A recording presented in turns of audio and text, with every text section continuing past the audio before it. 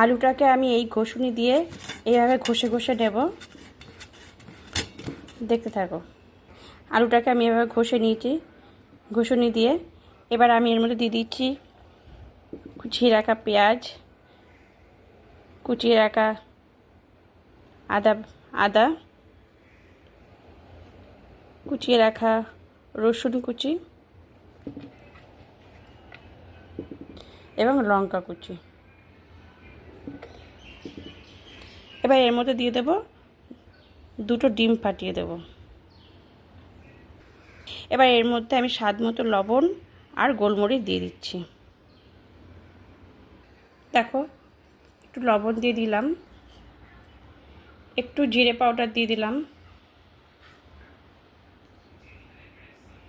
একটু ধনিয়া পাউডার দিয়ে দিলাম। এবার সব একসঙ্গে মেখে নেব। দেখো বন্ধুরা, আমি একটা চাটু বসিয়ে নিয়েছি।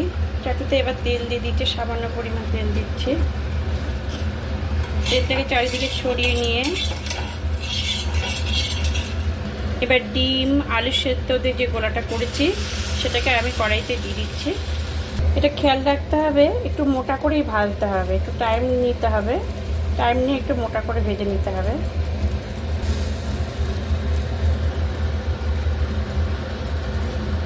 আমি এরকম ছড়িয়ে ছড়িয়ে দিচ্ছি যাতে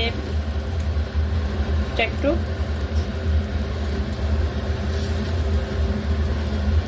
চারদিকে ছড়িয়ে যায়, একটু ভালোভাবে তাড়াতাড়ি উল্টাতে পারি।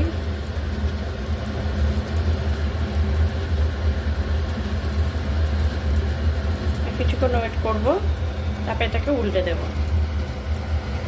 দেখো বন্ধুরা, এটাকে আমি তাড়াতাড়ি করার জন্য আমি একটু ঢেকে দিচ্ছি। ঢেকে দিলে কী হবে, উপরটা তাড়াতাড়ি সেদ্ধ হয়ে যাবে, শক্ত হয়ে যাবে, তাই ঢেকে দিচ্ছি। একটু পরে উল্টে দেব।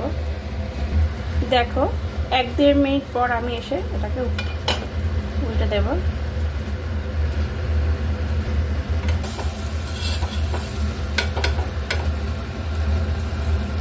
এভাবে খুব সাবধানে আস্তে করে উল্টে দিলাম। এভাবে একটু ঢেকে দেবো যে তাড়াতাড়ি হয়। আবার 1 মিনিট পরে এসে আমি উল্টে দেব। দেখো বন্ধুরা, আমি এটাকে রান্না করার জন্য আমি তেল দিয়ে দিলাম,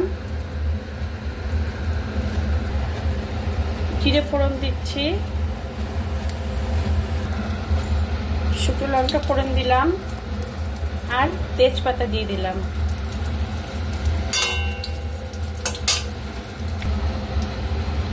পেঁয়াজ কুচি দিয়ে দিলাম,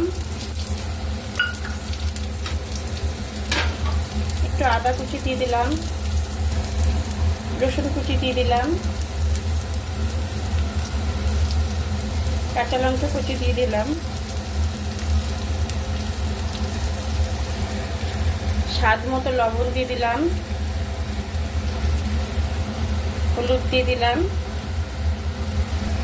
একটু কাশ্মীরি লঙ্কার গুঁড়ো দিলাম। এবার দিয়ে এটাকে নাড়াচাড়া করব। ভাজা ভাজা হয়ে যাবে। একদম কম তেলে আমি রান্না করতে ভালোবাসি, কারণ তেলটা ভীষণ বাজে শরীরের জন্য। আমি টেস্টি রান্না করব, অথচ তেলটাকে ভীষণ কম দিয়ে রান্না করব।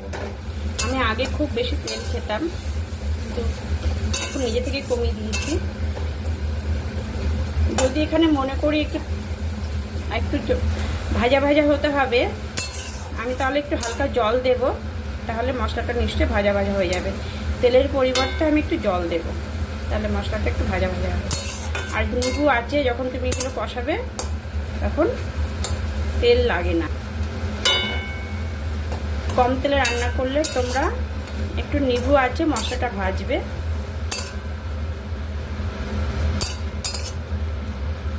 একটু জোরে আঁচে দিয়ে জল। এদিকে আমার ডিম আমলেটটা হয়ে গেছে আলু ডিম দিয়ে। এটাকে আমি পিস পিস করে কেটে নেব। দেখো, মশলাটা যখন ভাজা ভাজা হয়ে গেছে তখন আমি সেদ্ধ করে রাখা একটা আলু আমি এর মধ্যে দিয়ে দিচ্ছি, যাতে ঝোলটা একটু ঘন হয়। অথচ অল্প আলু দিয়ে রান্না করব। দিয়ে দিচ্ছি একটু ধনিয়া পাউডার, একটু জিরে পাউডার, একটু নাড়াচাড়া করে গরম জল দিয়ে দেব।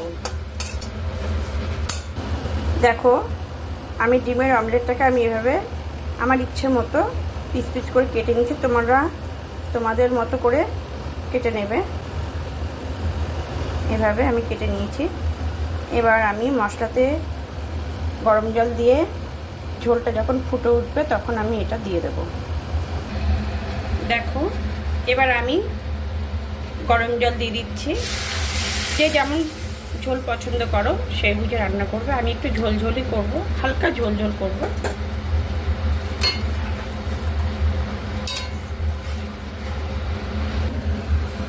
দেখো বন্ধুরা, যেই ঝোলটা ফুটে গেছে আমি এই ফুটন্ত ঝোলে সেই পিস পিস করে রাখা সেগুলো দিয়ে দিচ্ছি। এবার ফুটে উঠলে ঘি গরম মশলা দিয়ে নামিয়ে দেবো। দেখো বন্ধুরা, যারা পুরনো ইউটিউবার আছো তারা আমাকে একটু সাপোর্ট করো, কারণ আমিও তোমাদের সঙ্গে যুক্ত হলাম নতুন সদস্য হিসাবে। তোমাদের সাপোর্ট আমার একান্ত প্রয়োজন। আমি নতুন, আমার পাশে থেকো তোমরা। আমিও তোমাদের অনেককে সাপোর্ট করি, সাবস্ক্রাইব করেছি। তোমাদের দেখেই আমি উৎসাহিত হয়ে রান্নার চ্যানেলটা খুলে। আমাদের সকল পুরনো ইউটিউবার বা নতুন ইউটিউবার সবাই আমরা দর্শকের কাছে চিরকৃতজ্ঞ থাকি। তারা দেখে, সাবস্ক্রাইব করে, শেয়ার। দেখো একটু হালকা চিনি দিয়ে দিচ্ছি, নুন লবণের ব্যালেন্সটা ঠিক রাখা। দেখো আমি একটু নামানোর আগে ঘি দিয়ে দিচ্ছি, এত জিনিসটা আরও টেস্টি লাগে। দিয়ে একটু ঢেকে দেবো যাতে ঘিয়ের গন্ধটা তরকারির মধ্যে থাকে। বন্ধুরা, নামানোর আগে দিয়ে দিচ্ছি একটু গরম মশলা। মশলা দিয়ে নাড়াচাড়া করে গরম গরম ভাত, রুটি যার সঙ্গেই খাবে ভালো লাগবে। তোমরা একবার করে খেয়ে দেখো, খেয়ে অবশ্যই জানাবে কেমন লাগলো। দেখো বন্ধুরা, রেসিপিটা তৈরি করার জন্য নিয়েছি একটা বড় সাইজের পেঁয়াজ, দুটো আলু, দুটো ডিম। পেঁয়াজটা কুচি কুচি করে নিয়েছি।